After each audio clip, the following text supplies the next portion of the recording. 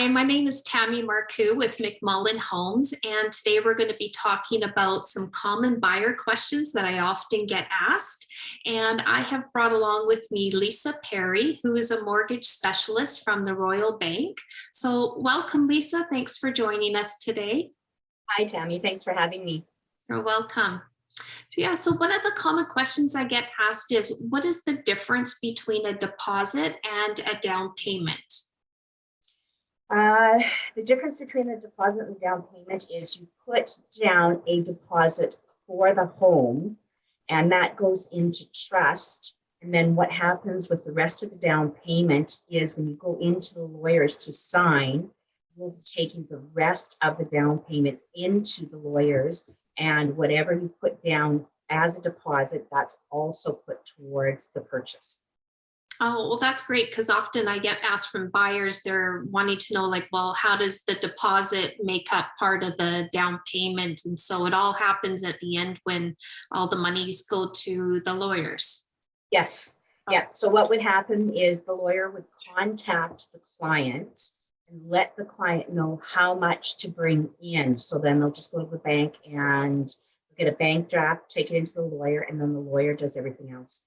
Well, that's good. And one of the questions buyers often ask me too is, the amount of the deposit that needs to be done once the conditions are removed from their home. And one of the guidelines I often give buyers is anywhere from 3 to 5% of the value of the property. And that, there's nothing ever set in stone with that, because it all depends on how much cash they actually have access to.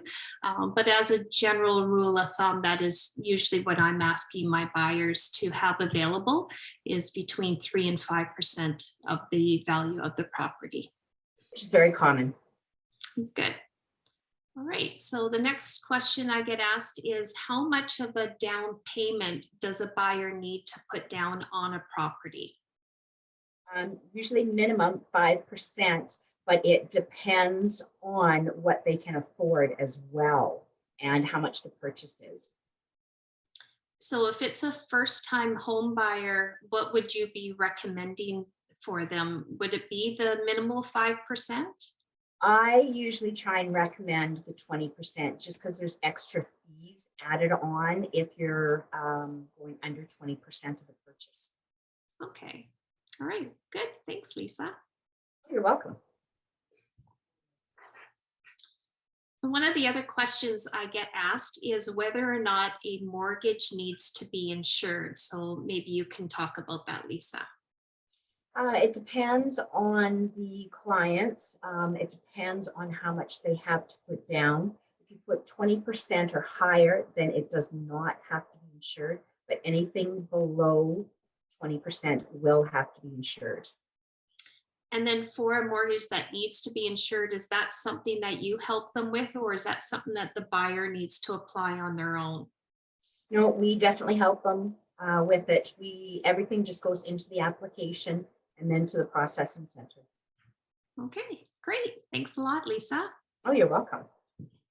Okay, good.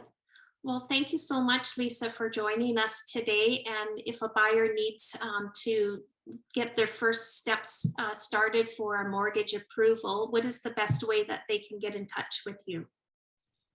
Usually my cell phone, you can text or call, and my number is 250-812-7113. And what's your email address, Lisa? It's lisa.p.perry, Perry, @rbc.com. That's great. Thanks, Lisa. Thanks, Tammy. Have a great day. Yeah, you too. When you are thinking of upsizing or downsizing, even if you're a year away from making your move, it is never too early to start making your plans. We can maximize your return and get you into your next home. Call Michael or Tammy today.